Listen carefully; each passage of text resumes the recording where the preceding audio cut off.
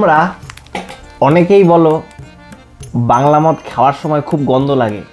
আমি তোমাদের জন্য একটা সলিউশন নিয়ে এসেছি। তোমরা বাংলা মদের সাথে খাবারের গোলাপ জল মিশিয়ে খেতে পারো।